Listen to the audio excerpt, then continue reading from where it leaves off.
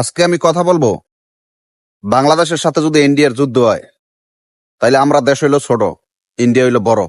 তাহলে কি আমরা কি হেরে যাব? না, ভয় পাওয়ার কিছু নাই। দেখেন, আমাদের গ্রাম্য ভাষায় একটা কথা আছে যে খালি কলস বাজে বেশি। যেরকম ইন্ডিয়ার মিডিয়াগুলা গুজব ছড়ায় সবসময়। ওদের অনেক অস্ত্র, ওদের অনেক সৈনিক, ওরা অনেক পাওয়ারফুল। দেখেন, আমি স্পষ্ট ভাষায় একটা কথা বলতে চাই। ইন্ডিয়ার আশেপাশে যে দেশগুলো আছে সবার সাথে কিন্তু ইন্ডিয়ার সম্পর্ক খারাপ। যেরকম মালদ্বীপ, নেপাল, শ্রীলঙ্কা, পাকিস্তান, চীন। আর শেষ একটা বাস ছিল যেটা হলো আমাদের বাংলাদেশ।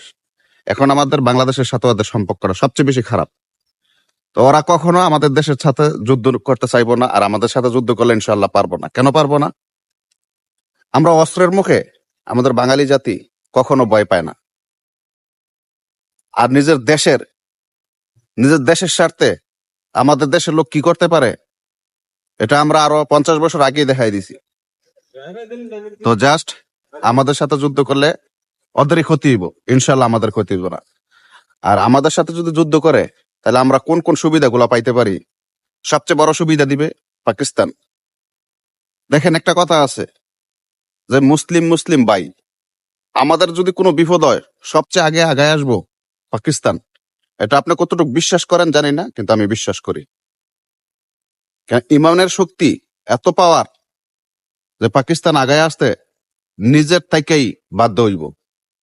আর যখন পাকিস্তান আগায় আসবো তখন আমাদের শক্তিটা দ্বিগুণ হয়ে যাব, দ্বিগুণের থেকে আরো বেশি হয়ে যাব। তো এর জন্য ইন্ডিয়াও বুঝতে পারে যে না, বাংলাদেশের সাথে ঝামেলা করলে আমরা টিকতে পারবো না। তো ওরা যাই করুক, কোনো ভয় পাওয়ার কোনো না।